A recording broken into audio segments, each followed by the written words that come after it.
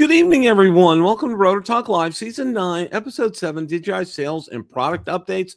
Hope everyone is doing well this evening. Let's see who we got in here. Drone Shots, DD Fellows, Michael Wright, let's see here, RJ Redding, Logan, Lauren is here. Welcome, Lauren. It's good to see you on Drone Nation last night, Lauren. Captain Ray, welcome, Captain Ray. See who else we got. John Flynn, welcome, John. Let's see who else. Carlos Moran, welcome, Carlos. Joni Oki, welcome, my friend. Sergeant Rock, welcome. Good to see you. DD Fellows, Fly Guy Merrill, welcome. Steve Porter, sorry, Steve. Art, welcome. Good to see you. See who else we got here. I think I got everybody here. All right. Hey, I want to thank you guys last week.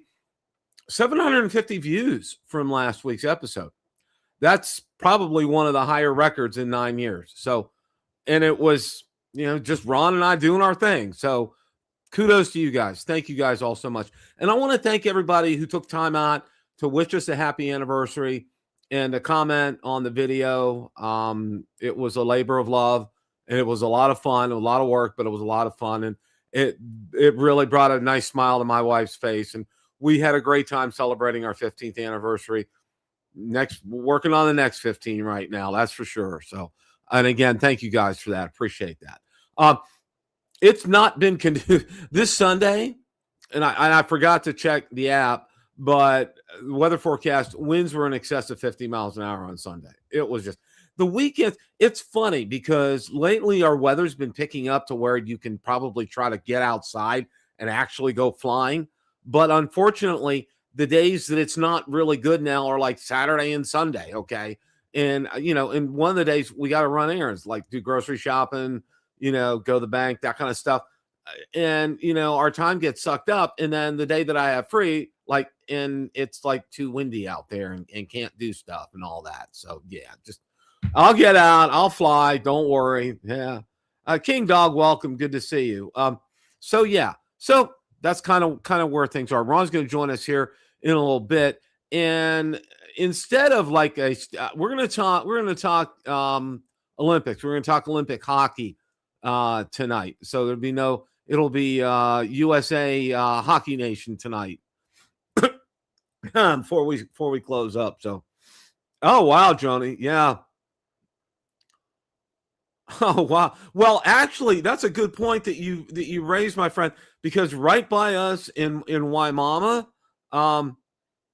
DD Fellows, yeah.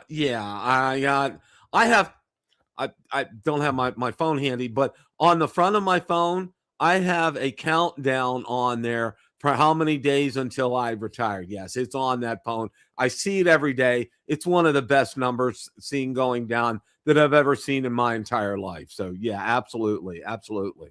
Dale's Drone, welcome. Good to see you. Thank you for stopping by. All right. So, one of the things that kind of hit me this week, I know there's not a lot to talk about, but it ended up that there actually is.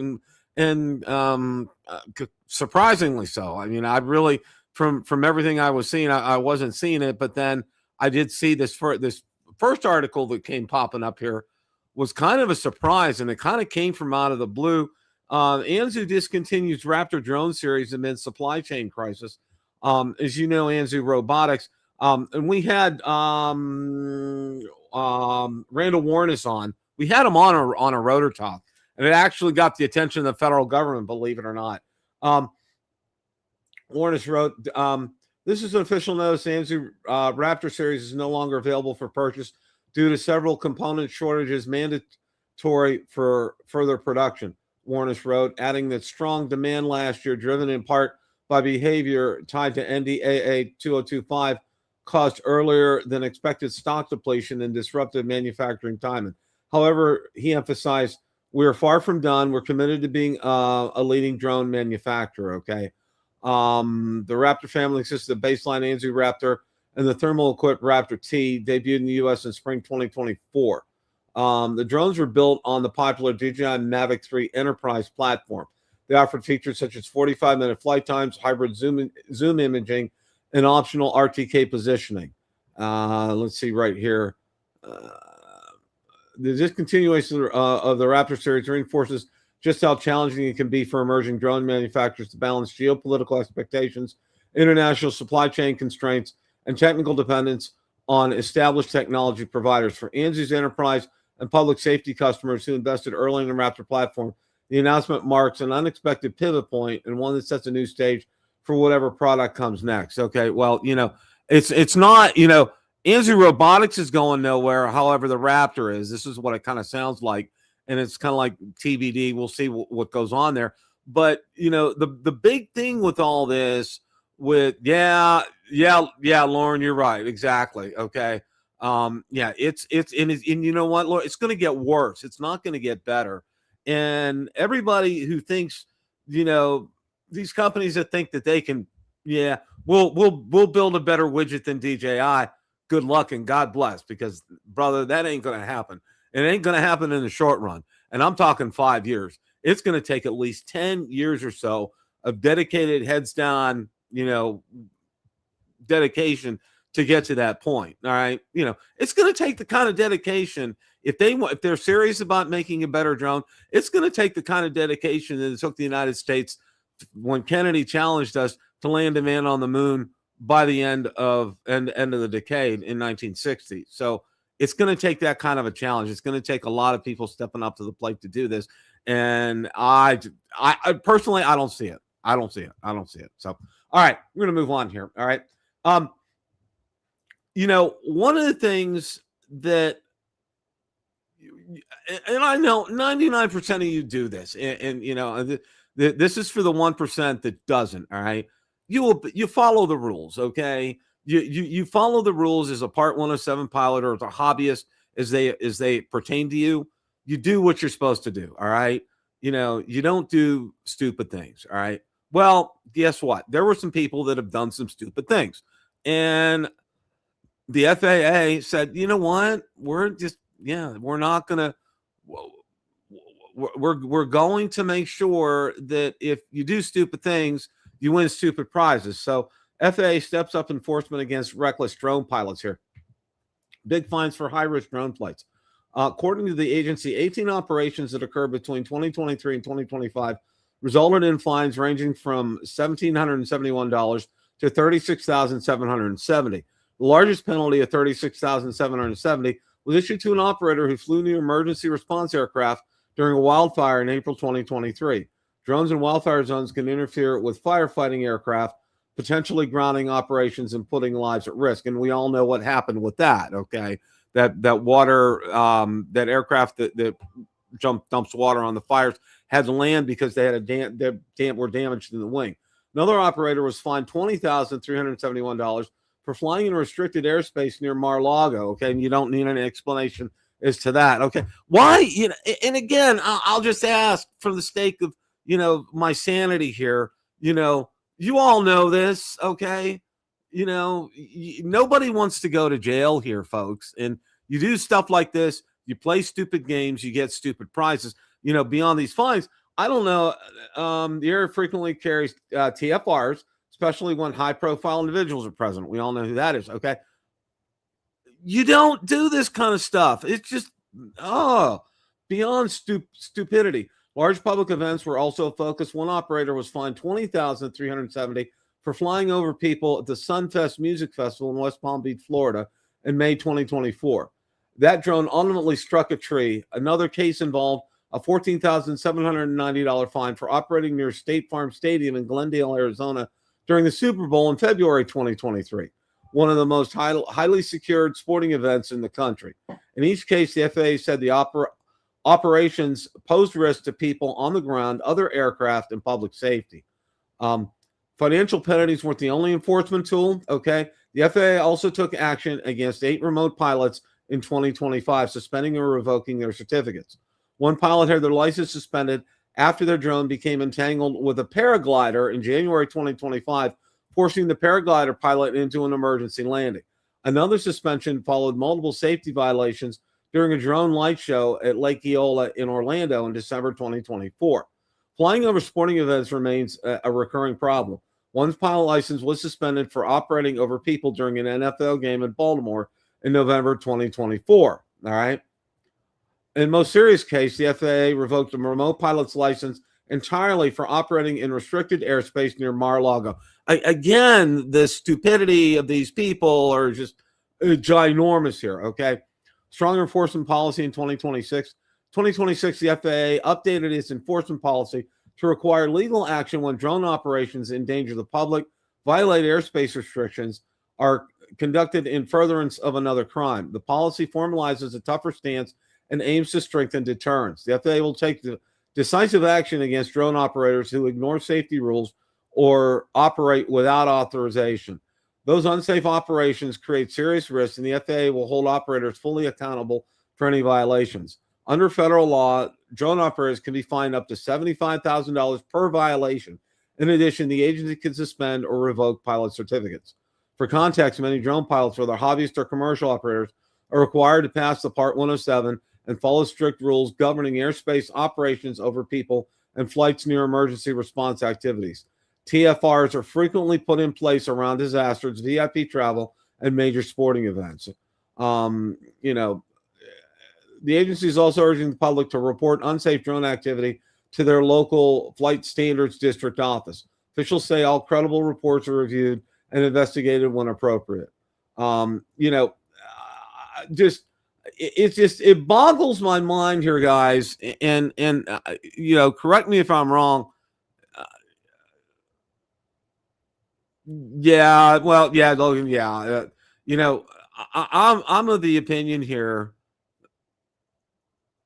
Yeah, I'm of the opinion of, let's, and I got to say this, the FAA, I'm glad they're picking this up, and I'm glad they're enforcing, and I'm glad that people will get caught. Okay. So don't think you're going to get away with stuff when you do this kind of stuff. All right. Number one. And number two, okay, what are you trying to gain from this? Okay. Because if you go out there on YouTube and you put a video out there from this, the whole world knows it's you. Okay. The law enforcement will come after you, and they'll be knocking on your door faster than it could take you to go from the living room to the dining room. All right.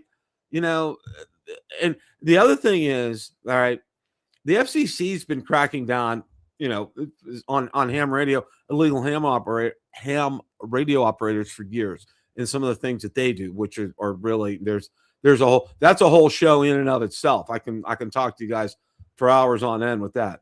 There he is. How are you, sir? Bill, how are you tonight?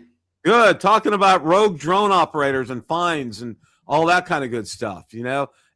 Ron, okay, tell me this. All right. A TFR is in place around Mar-a-Lago. Okay. And everybody knows who goes to Mar-a-Lago. Okay. Right. Why on God's green earth would you violate a TFR just to get a video over there? I mean, yeah. I mean, I don't know the exact things of the story, but when the president's there, the TFR goes almost all the way up to where we have our meeting in Jetson Beach, Florida. So I mean, somebody may be flying in that TFR, way far away and not think they're in it or whatever. I don't know the specific story. Were they flying right over the president's home, or were they just flying within? It almost goes, it's a long way from Mar-a-Lago to where Stewart, Florida. It could go 30, 40 miles. Yeah, it's a wide-reaching TFR, and it's done that way on purpose. And I'll give you an example. If you were flying at the South Florida Drone Meetup, off the causeway there, and you were flying south and you went too far across that causeway, you may be into the TFR. Yeah. Oh, yeah.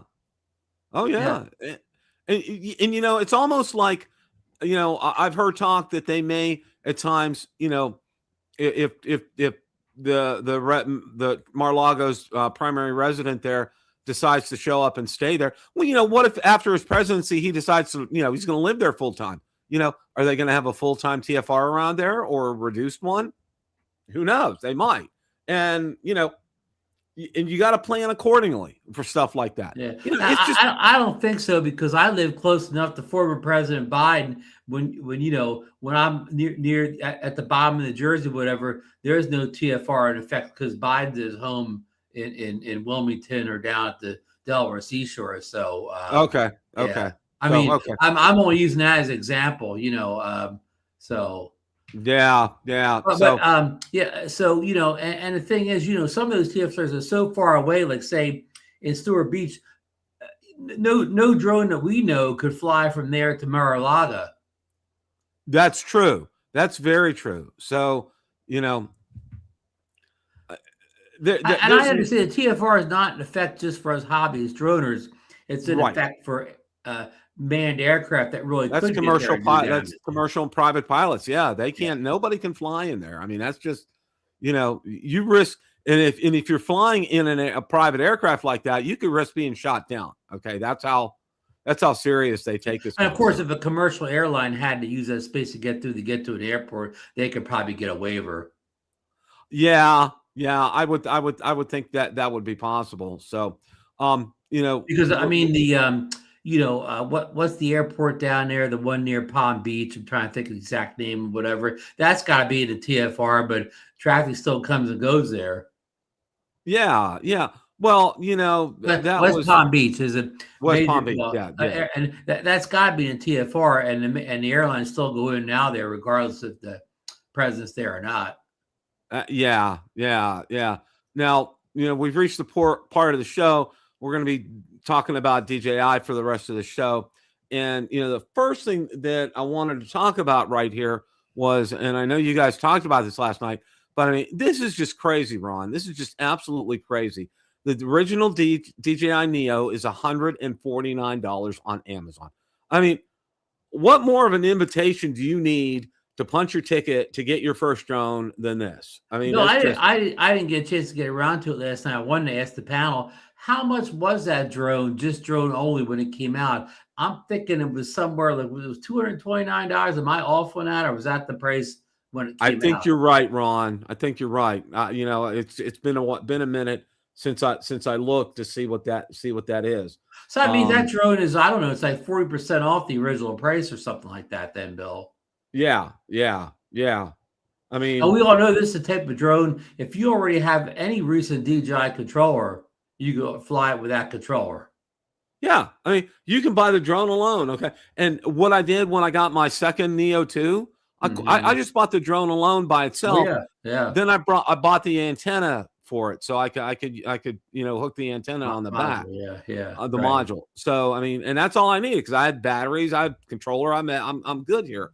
Right. You don't need your fifth RCN3 controller. Right. Now it shows the different combinations here. One battery controller free, $149. 3 battery combo controller free, $219.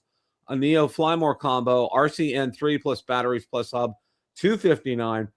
Neo Motion Fly More combo FPV gear plus 3 batteries plus hub, $399. Bill, that may be the best deal at all, because aren't those goggles that come with it? The box ones they're almost like they're like $250, $300 just on their own. Just on your own, exactly, Ron, exactly. So that makes that an absolute. And the motion controller is like $100 or whatever. So I mean, that's a real good deal on that last one if you intend to fly with goggles. Exactly. Okay. Now, and not to be outdone on this, all right, is now the Mini 5 Pro. And again, I keep bringing this up, and there was another article on Drone DJ about it, but I mean, it's worthy of saying it again. It's on sale. Okay. And it's $759 on Amazon with Amazon Prime shipping. I mean, you cannot beat that. It's like 2-day shipping for most places where you're at. And oh yeah, by the way, I want to throw this in. Where I live right now, it's technically near Ruskin, Florida, and we have a distribution center here. I have the option to have things drone delivered to my house now. From Amazon. From Amazon, correct. Wow. I'm going to do that one of these days and go out there and film them. Okay. Exactly. Yeah. So, but yeah, here we are, the Mini 5 Pro. Hey, Joe Noki helped us in chat. He said the original price for the standard Neo was $199 if you just got the drone. Yeah. Thank you, Droney. It's a $50 thing off now. Yeah. Exactly. Okay. Now, what makes the Mini 5 Pro drone so special? At heart is a large format camera sensor, roughly 1 inch in size, which lets the Mini 5 Pro capture sharp, high dynamic range photos and videos that are punchier and cleaner than most ultralight drones. It supports crisp 4K footage, high frame rates for slow motion, and advanced color profiles that help make every shot look more cinematic. I mean, it really rivals, and I think maybe somebody on the panel last night might have mentioned it. I think it may have been Marcus, that it really rivals the Air 3S in terms of the quality of the videos and the photos from the Mini 5 Pro. He was pointing out that the Air 3S is older than the Mavic 4 Pro and the Mini 5 Pro, so it doesn't have the dual ISO that the Air 3S doesn't have the dual ISO that the Mini 5 Pro has. So that's exactly an advantage for the Mini 5. And one of the things here, 3 intelligent flight batteries, which dramatically extend total airtime. Instead of a single battery's 30-minute plus, you're looking at roughly 100 minutes of total flight time. Extra propellers. There's something to be said to have the Pro battery, which I went ahead and I made sure when I ordered it from eBay that I got the Pro batteries with the Fly More combo, and you can get a little over 30 minutes on that Pro battery, Ron. And to me, that's almost too much time for me. Okay. My flights are not going to be more than 15 minutes max, out and back kind of thing. Because I'm usually, and I think you're the same way too. You position yourself in such an area that you're not going to be that far from your subject and be within an easy distance. I mean, the only advantage of batteries like that, if you're doing a pro job, you can go to more than one location with the same battery. Exactly. When you're flying pro, I mean, amateur flyers usually fly the battery down to whatever it says return to home. But a pro doesn't fly the battery down for no reason.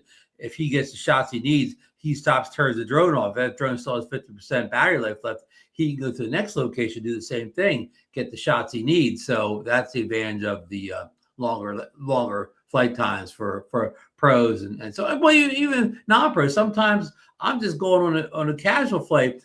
I'm going down to lose something. I get all the shots I need. I still have 50% battery. I'm not going to just fly around aimlessly for another 50% of the battery just to wear it down or whatever. I may go to the spot. I may fly the next day or something like that. Exactly. And and that's the beauty of this. And I do want to go ahead and mention at this point, and I know Lauren had brought it up a little bit last night when you had him on. And by the way, it was great hearing from him last night. That was always Lauren. Always appreciate your insight and your comments. Very well done last night. But Canada's going down. I want to let you know that Team USA is going to clean their clock this year in hockey. Just mark it down on your calendar. Well, the women are playing the U.S. women are playing the U.S. Canadian women in the finals, right? For the gold medal. Yep. Yeah. And we've won 3 in a row.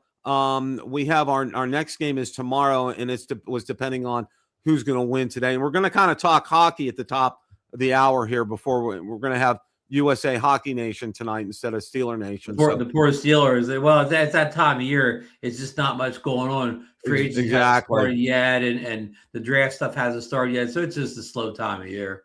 Exactly. But all that being said, Lauren kind of hinted around to maybe next month that we're going to be seeing the new Lido from DJI, and there's 2 flavors of it, and it's the rumor is that it's going to take care of the Mini 4K kind of series as far as a budget type of drone, entry level type of drone for DJI with the 4 folding arms on it. So stay tuned for that. That's why we've been seeing these sales. That's why the Neo's been on sale. That's why. Bill, that's a good point you bring up, and I'm going to ask you this question. If you say you're just getting a drone, you're trying to get a drone, would you advise people to go ahead and grab these great deals right now, or wait until next month and pay more to get something that's maybe only incrementally better, or jump on these great sales now? It all depends on your needs, Ron. And if you obviously if you need a drone, you need to get one now. Okay, you don't If mess you're a around. beginner, you don't really know your needs. That's As a true. beginner, you know what you know, Bill. You know what you can afford. Exactly. And for what you get with a Mini 5 Pro, I mean, you're not going to get what's coming out in the next month or two. Okay, you're not going to get a better drone than that for in that classification of drone. Okay, you've reached the pinnacle as far as that's concerned. So, for that kind of price point for $759 for the basic drone battery and controller, it's a no brainer. I mean, it really Bill, was. let's kind of describe I'm going to call it the average Bill the drone reviewer, kind of follower in the chat here. They're probably the type of person a couple years ago, they bought the DJI Mini too, right, Bill? And they said, well, this is all the drone I need. It does everything I want, right? Well, 6 months later, they're looking at the Air saying, well, you know what? That Air looks pretty good. I think I'll go ahead and get that Air drone, right, Bill? Yeah. And then they fly that for 6 months, a year, and they said, when they first get this is all the drone I'm ever going to need or whatever, right? But then another year goes by, you know what they think?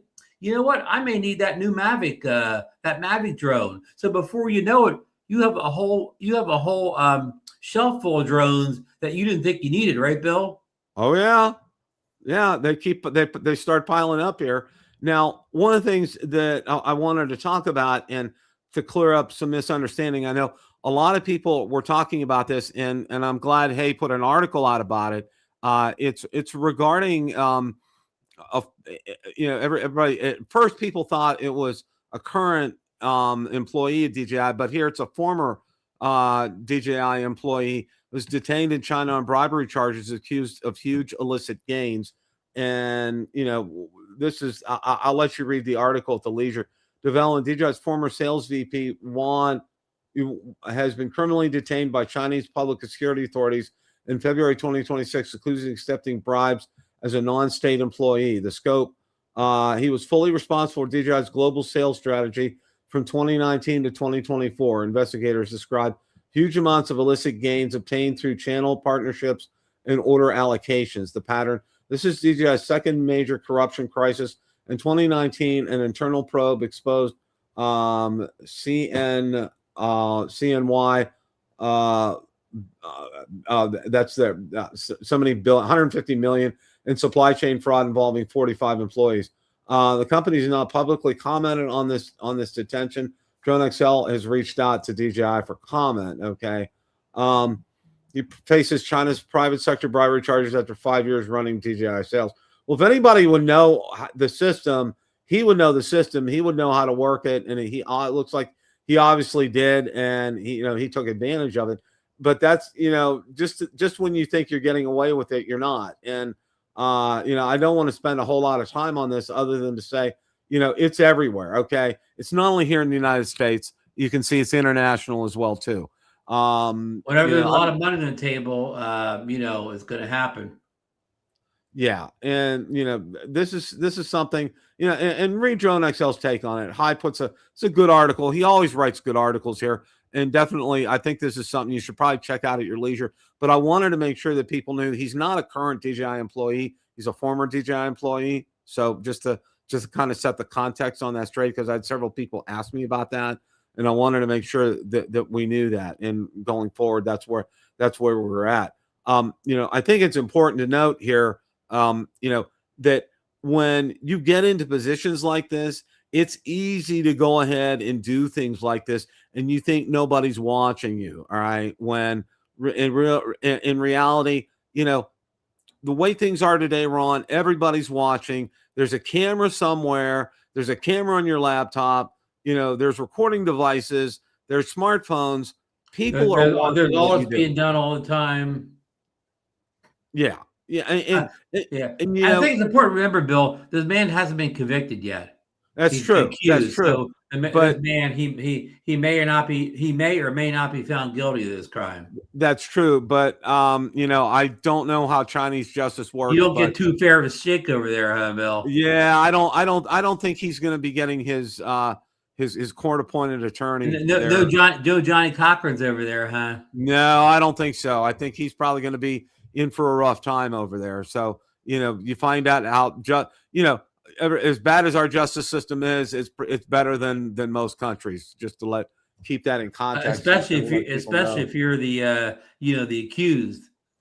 Now, this was very interesting here, and I saw this today, and it kind of surprised me and took me back a little bit. But it said DJI just pulled a plot twist for worthy of a mid-season finale for the Osmo 360. Okay, single lens live stream, ND filter effects, vertical boost video, and film tone. Okay, let's get into this here a little bit. And there's an update for it here, and this lists the update.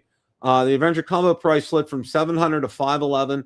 That's not a gentle nudge. That's $189 cannonball into the pool. I'm not a 360 camera lover. This price makes me think twice about it. Firmware updates usually fix bugs. This one feels like it adopted new hobbies, got a new gym membership, and started posting vertically here.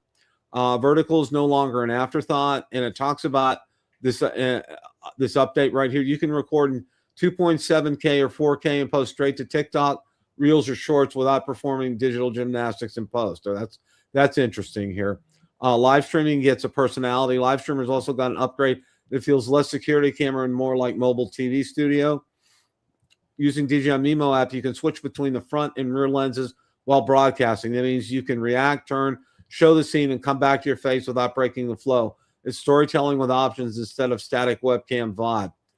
Even better, the camera records a local 1080p file during the live stream. Translation, you are no longer stuck with whatever compressed soup the platform serves back to you. If the stream glitches, you can still own a clean copy. This alone will make a few creators sleep better at night. That's a really good feature, Ron. I like hearing that. Film tone and digital ND without the gear bag. DJI also adds multiple film tone color profiles. Some are cool and balanced. Some boast vibrancy for landscapes. There's even a retro urban look for creators who enjoy making concrete look poetic here. Film tone, Osmo 360 now offers a range of new film tones such as CC, NC, and TR. With a single tap, you can create a unique visual atmosphere for your 360 videos here. ND filter effects, it shows these. A Pocket Studio at a not so painful price. I mean, they lowered the price and they made it very attractive here, Ron, to people who would be, wanting to take that plunge. And I think the large part of it is for content creators like us, we don't see, adding it in our workflow. And I know when you guys had Eddie on, and I heard him say something to the effect, I'm going to shoot a lot of footage here, and it's going to take me hours to maybe get 30 seconds of footage out in my video here, for like a B-roll or something. Instead I'll use like a GoPro Hero or an action cam to do that, and it will suffice. So I mean, it's a good deal. Yeah, I mean, the biggest thing holding the DJI 360 camera back is it doesn't have replaceable lenses. Whereas competitors, Insta360 and GoPro, have user replaceable lenses. And those, being you have those dual lenses are easy to scratch. Camera's easy to tip over. So a footnote, Bill, even the little DJI Nano camera got the film tones with the update this week.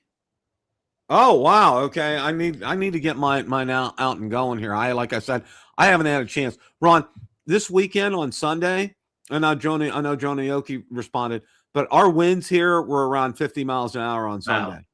It was not conducive to flying for sure. We had that the weekend before when we had the 50-mile-per-hour wind, because this weekend we actually had a decent day on Valentine's Day on Saturday. Yeah, we did too. Saturday was very nice. It was real nice here. Now, one other article, and this is on the Mini 5 Pro, and I'm glad Sean shared this because I think this is really good here. Okay, and a lot of people have seen it and commented on it, but they didn't know what it was. Where you can get the images off of the sensors themselves in black and white, and it's called Vision Assist. All right. And it really lends a great perspective. I have that on the Mavic 4 Pro, and I absolutely love it. And Sean points out that first appeared on like the the Mavic 3 series and the Air 3 or whatever. So it's been around a few years now. Right. And I really, and Sean walks you through on how to use that here. And it really, I'm very impressed with its capabilities, and I think it does an absolutely fantastic I job. don't know if it's in this article, but in the video Sean posted just recently, he showed how you could detach the vision assist window from that main either map or altimeter window and have it as separate things so you can see both at the same time. Now, on the Air 2 Pro, out of the box, it came detached, where the vision assist was hanging on its own. But he showed on the RC2 how you could detach it and have both windows open at the same time, the vision assist and either the maps or the radar window, whatever you choose. So Right. that's kind of nice. Now, the only problem is on the RC2, the screen's smaller, so it kind of really cramps your space a little bit. If you want all that real estate to see what you're filming, where of course on the bigger RC2 Pro screen, it's not as big as a deal having the two screens up hogging real estate on the controller. Yeah, the first time I saw it, I was so impressed. Well, that's a good point. And now one of the upgrades is, I don't know how long it's been around, but now when you go to move one direction, the vision assist camera actually show you that way. Where in the old days you had to do it manually, but now it just automatically goes the way you're like if you're flying to the left, it'll show you the left. I absolutely love that, Ron. I thought that was just an incredible feature that DJI added onto this. And like you said, I think the real estate on the RC Pro 2, it really kind of lends itself to really, I mean, it's really crisp, it's really clear, and you get to see it. And it really is beneficial. A lot of people at first were like, no, it is beneficial. I mean, what's good for is people like to fly sideways, really. You know what I mean? Exactly. Okay. People used to run in the trees before. Yeah, you can, something might pop into your vision. You can take your hand off the stick and say, you know what, if I'd have continued, I'd have hit something. Obstacle sensing, works great, but it isn't 100% foolproof. Always trust your eyes and your hands and your instincts before, before that. That's for sure. Now, one of the other things that I wanted to talk about tonight, everybody's talking about the Pocket 4. Well, lo and behold, and I think Ron, you started mentioning this last week about Insta360, and sure enough, Insta360 Luna takes on DJI Pocket 4. And this was talked about by our master himself. Okay, the Jedi Master of Sunrises and Sunsets, sitting here, Mr. Ron Braun. Okay, I got it from Igor. Was the first person I think that was posting about that.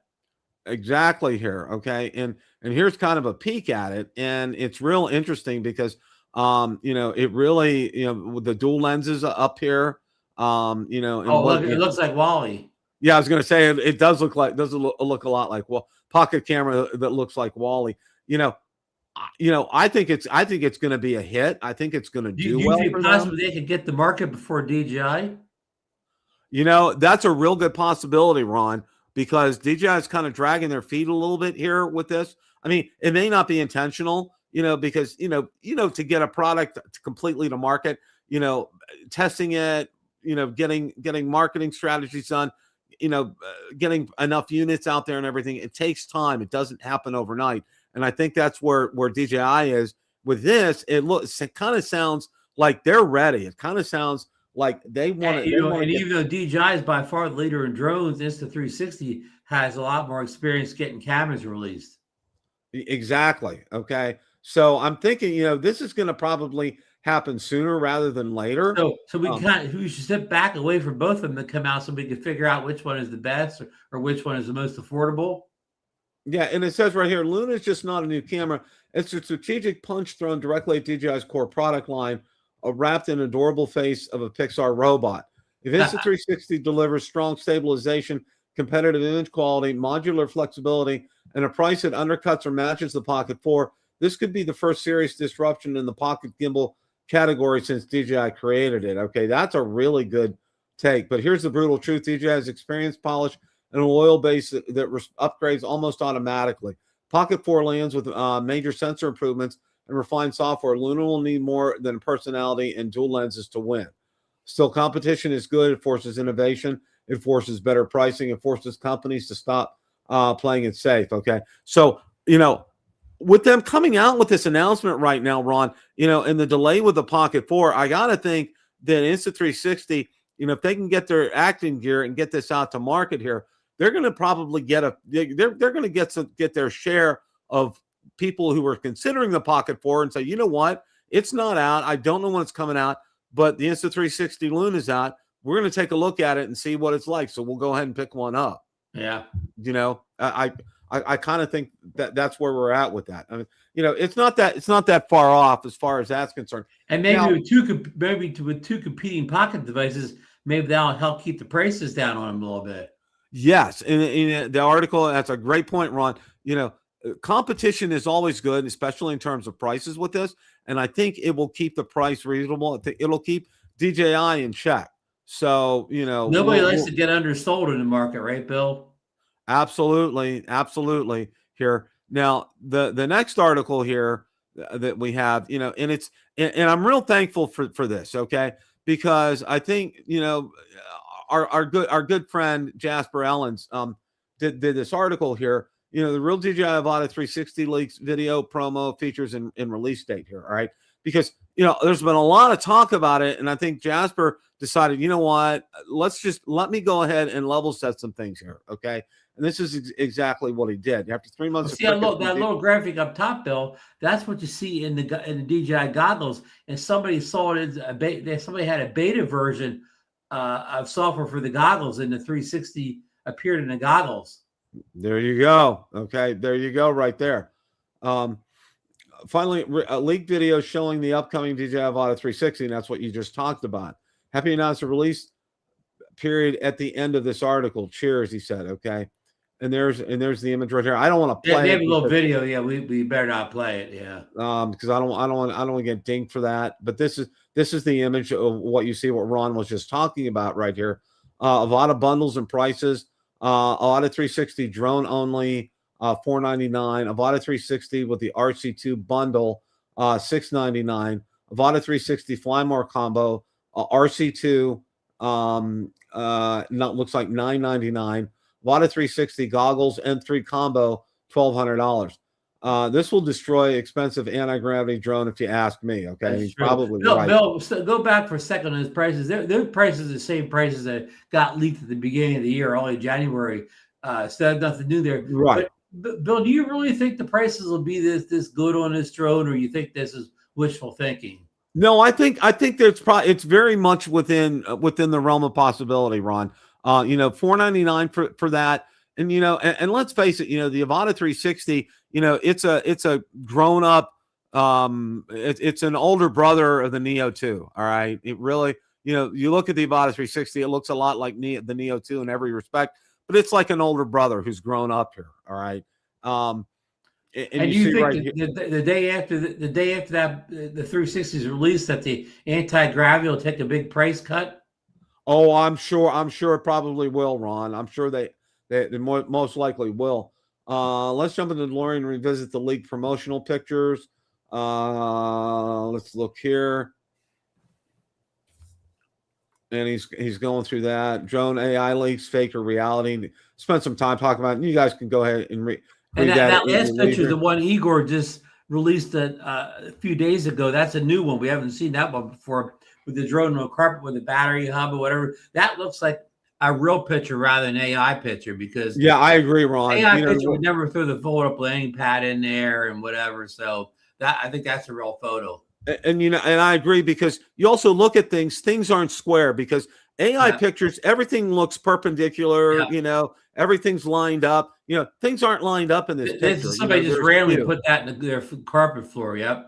They're kind of askew there. And AVATA 360 releases in March. Now, we always talk about this. We say March or whatever date we're saying, but usually when they say March, they don't mean March 1st, Bill. They mean closer to March 31st, right?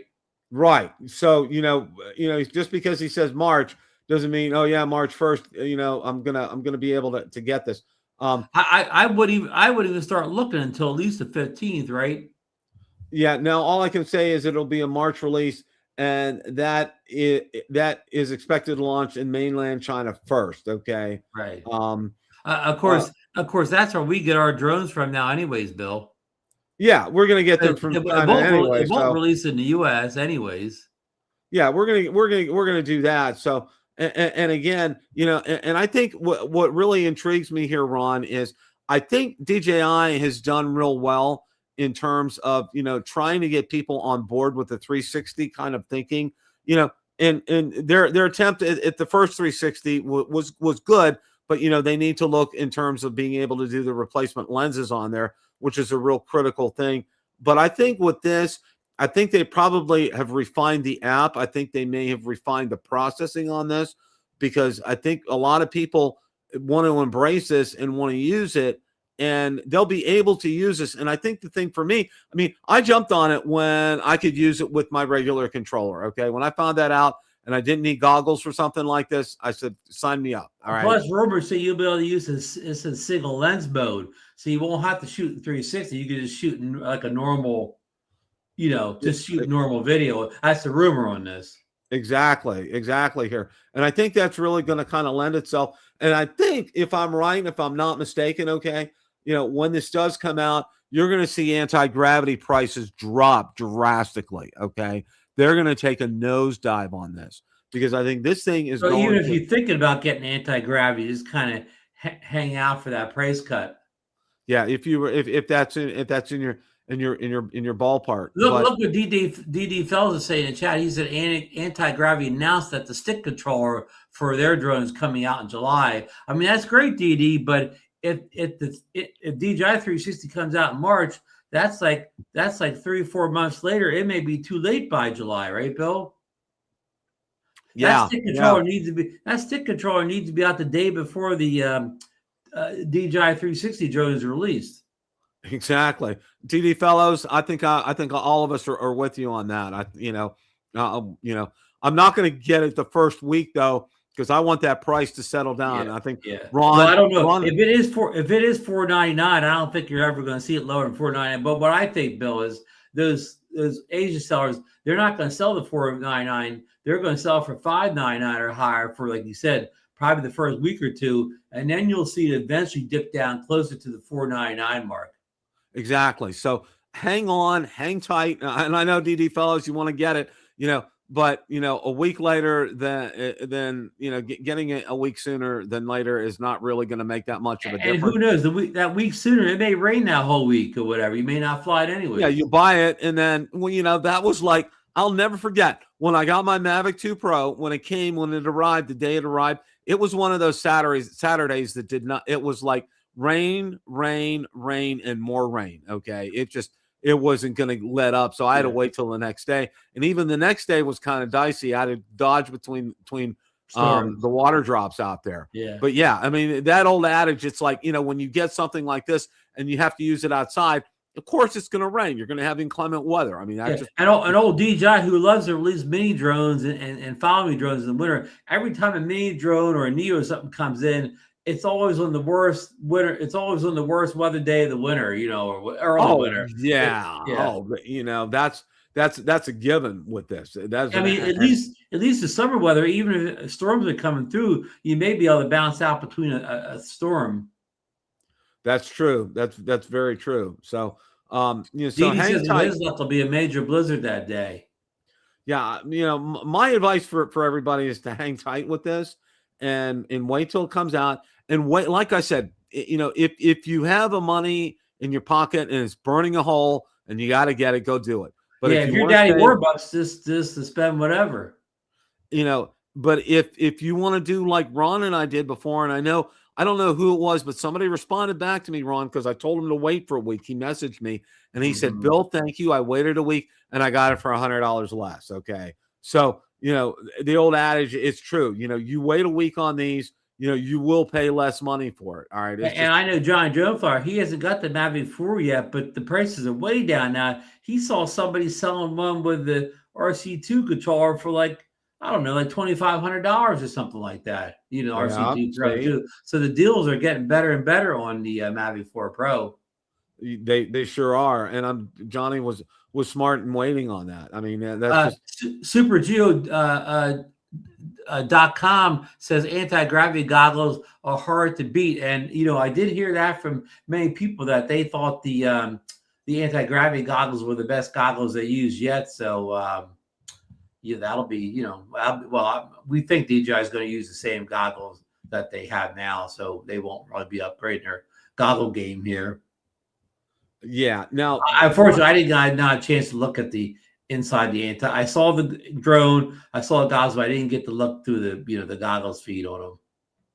now I want to go ahead and put this article up here, and this is from our friend Vic Moss, and I thought it was important enough to include this in tonight's show here, because let me go ahead and get that article up here.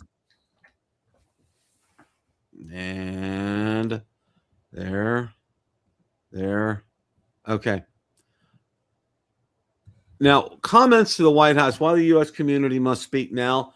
And he gives an explanation of that. And then he also goes through how to contact the White House. Now, I actually did this. There's a link right here where it has contact. Now, it doesn't, he cautions how to do this here. Start with a story.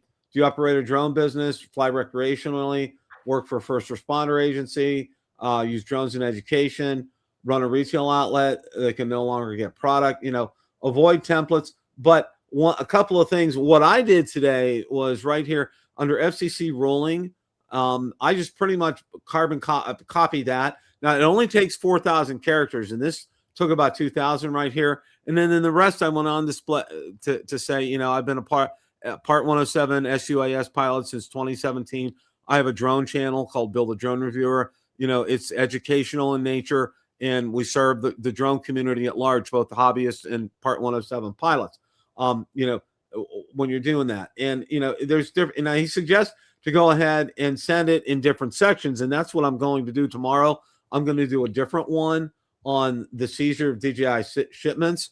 And then so forth. But one of the things that I asked for directly is, all DJI was wanting was to be, to have them take a look and have them investigated for the national security concerns. So I asked that be done, and you'll show that DJI has a clean bill of health, and we can move forward here with this. This article was very well put together. Of course, I'm sure Vic and his team did a great job on it, and they did. I did read through this. So, I would suggest, if you want to go ahead and still voice your opinion, this goes directly to the White House. This isn't to Congress. This isn't to your senator or congressman. This goes to the White House. And I'm going to drop this link here in the chat. I'm also going to make sure that it will be out there. There it is right here. It'll be out, in the description for the video, because, I know a lot of people are skeptical about whether or not this actually helps or makes a difference. It can't hurt is my response in something like this. And it's pretty easy to cut and paste and to fill out that form, and you get an acknowledgement that it's been sent. So, I did it because I felt it like it was a good thing to do. So you guys can decide what you want to do, but it's my opinion is I think it'll serve you guys well if you go ahead and do this. So I would definitely recommend that. I would definitely recommend that. So we're at the point in the show, and I'm going to say it's not and I don't have a banner up for it, but we're going to talk about Team USA Hockey Nation right now, because this is the first time since 2014 that the NHL has been playing in the Olympics. And it really, this whole schedule, there's really, the NHL is shut down the month of February. They're over in Milan, for this. Now, very interesting tidbit right here. One of my wife's former coworkers was on Team Italy's women's hockey, and she went over from here. She lives here, in Florida. She went over to see her niece play over there, which was fantastic. Of course, Italy got eliminated, but my wife's friend said it was very thrilling to be able to go over and watch them. And it's really kind of different. One of the things, Ron, is they have a pre-locker room, then they have an actual locker room, because they have to stage teams because they have so many teams coming in. One game's over, they put a clean sheet of ice out there. Next game, it's like, they keep going through this because they have so many teams that have to get out there and play. Now, one of the things that I think a lot of people aren't aware of is, the two best teams out there, and I think they're probably going to meet for the gold medal game, will be Team USA and Team Canada. All right. Now, you talking men's or women's? Men's. Men. Okay. Without a doubt. I mean, the Florida Panthers had the most NHL players in the Olympics. They had 10 go out there. 2 of them went to Team Canada. 2 of them went to Finland. One went to Latvia. Another one went to Sweden. And see, the thing is, with a lot of these teams, you get like Sweden and Germany and Finland and everything. They have good talent on there, but it's not like NHL caliber talent for the whole team. That's why your teams like Team USA and Team Canada usually do better, because most of their squad is NHL players and not amateurs. They're professionals, and that's why they'll get to that round. So it's going to be exciting. The games are on. What's nice is you can watch the games live. They're on during the day. I was able to watch the game on Sunday afternoon, and what's nice is a couple things that are real nice about it is they only have one commercial break in a period, which is fantastic. And normally, if you watch an NHL game, Ron, they put they superimpose ads on the boards and on the glass. So, but they don't do that for the Olympics here. I mean, it's nice to see that the game is in a really pure form. Now, the other thing with this is the actual rink. It's wider. It's at least 10 feet wider, and it's also 5 feet longer at the ends. So, yeah, people say, does it really make a difference? Well, yeah, because these guys, most people don't know. They are on the ice for a minute to a minute and a half before they switch. And the reason they do that is you get winded very quickly out there on the ice. I mean, that's all long. That's 200 plus feet that you're skating back and forth, and you got to cover territory. So Team USA plays tomorrow. I'm not sure. They have to wait the results of a result today. But, I see them advancing easily to the next round. They're 3-0. They're playing very well. Their big guns are really producing for them. So we'll see. Is someone so well put, okay, in said, what do you want to bring back from Milan with you? Gold medals? He said, Canadian tears, he said. So I'm like, there you go for that. So Ron, any words of wisdom here before we wrap up things? No, not really. We're just, we're kind of on a watch here for these, what we, sadly to say, what we think will be the final DJI drones to get FCC approval. So kind of in no hurry, because we're hurrying ourselves to the end of the release cycle at this point. So, I'm excited to see what the Pocket offers and the competing product from Insta360 as well. So that's going to be very interesting too. Whether we'll get any more Pocket cameras, we don't know. I mean, again, I'm confused. If they ban everything from DJI, including cameras, the one that how's Insta360 is going to get their cameras out if they're banning all Chinese cameras? That's true. That's very true. So, so anyhow, Bill, I don't really need these Lito drones. I mean, we all have the Mini 5 Pro. I don't really need the budget version of the Mini drone. So that I'll be interested to see what those drones, what features they have, what price points they come in. But it's not something I'm excited about as a buyer. And the 360 drone, it's interesting, but it's probably not a have to get drone for me. It's something that I'll take a look at, but I'm not guaranteed I'm hitting the buy button on that either. So I'd probably be more likely the Pocket 4 or the Insta360. That may be something I buy quicker than I would the drones. Just my opinion, Well, I agree with you. Like the Lido series, I think I'm probably going to take a pass on that. It's you're getting a watered down version of what we currently own right now.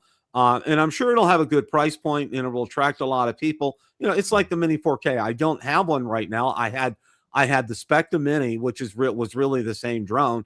I liked it.